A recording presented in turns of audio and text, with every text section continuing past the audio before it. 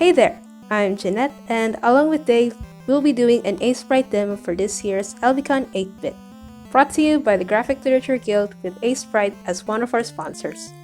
Before we begin, I hope you enjoyed your lunch or had a decent one at least to keep going, because after this, we'll be giving away free full program Aseprite keys to a number of lucky attendees. Dave's demo focuses more on the animation features of this program, while I'll be demonstrating a full pixel illustration. And so, this will be the outline for the whole video. One would be the general art process. Next is some quick palette stuff, keyboard shortcuts, and layer mode and properties. And a bit of disclaimer, as much as I want to show you guys the whole process, I had to cut off some of it to keep up with the time limit. Still, I'll try my best to run down with the outline I gave you. Now let's get started. In making illustrations, personally, the process revolves around sketch, composition, and detailing. To prepare myself mentally, right here is a not-so-rough sketch that I've prepared before recording the demo. And I hope you can see it, that this is a rocket launching, but instead of just firepower coming out of its engine, a space drift reveals a hidden galaxy. And I've already picked out the colors and placed them in this palette docker, just so you don't have to watch me agonize with my color choices. So let's just save this color palette first and then load it in a new file. So that's about it. And oh yeah, let's talk about Aseprite's keyboard shortcuts. It's very convenient to get the hang of this so you don't have to drag your mouse to the right side of the screen every time you change tools. You don't have to hear me read out all of the shortcuts because you can just drag these tools to the left and you can see them with their functions over there, which is very convenient. So for example, the pencil has B for its keyboard shortcut, the eraser E, eyedropper tool would be I, and the paint bucket tool would be G, so on and so forth. Aside from this stuff, you can look up the other keyboard shortcuts at this website, Aseprite Quick Ref. Now let's get back to the art process. First, I prepared some guidelines to help me arrange the things I'd like to draw. It's really convenient to have a guide for you to follow, so the final output would give off a pretty decent composition. Now, let's color the sky first, then deal with the sun. To keep the lines straight, you just need to hold the Shift key while also holding the Control key to elongate the line on the opposite side of where we are dragging it to. And so, you can also give the lines a clean angle by holding the Shift key.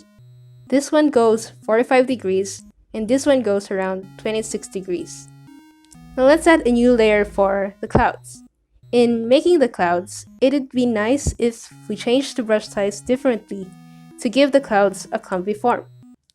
The shortcut for that is to hold the Control key and move your mouse scroll wheel. And let's add some quick lighting for this and some quick structures. One of my favorite part of the process is detailing, and I hope you can see the process steps right over there to help you with where we're going at this video. Now, because pixel art is a bit restricting when it comes to canvas size, just a very minimalistic figure can do, and I think that's the fun part of it. Like, it doesn't look realistic, but it kind of registers as one when you think about it. Some tips in detailing would be to add texture. In adding texture to an object, especially in pixel art, helps, and in its own way, it is a shading technique. Sometimes texturing and shading are two separate things, but sometimes they both share the same function. Well yeah, it really helps to have texture. And I have no idea how cloud detailing works. It took me a while to get inspired by those kinds of noodle clouds that some traditional artists would do. And this one doesn't look like noodles though, but I like it. To give off a sense of distance, let's add another set of space rifts at the back of our second layer of clouds. The shape for this will be simpler than the main rifts at the front, and we'll be adding another backyard layer for the space rift, but this time it's just one shade of the sky so that it could come off as if it came from far away. And that's it for that. Now let's add some planets. Let's give them different sizes to also make it look like they have a certain distance from one another. Then yeah, detailing via adding textures and using different values. And for the stars, you can just sprinkle them.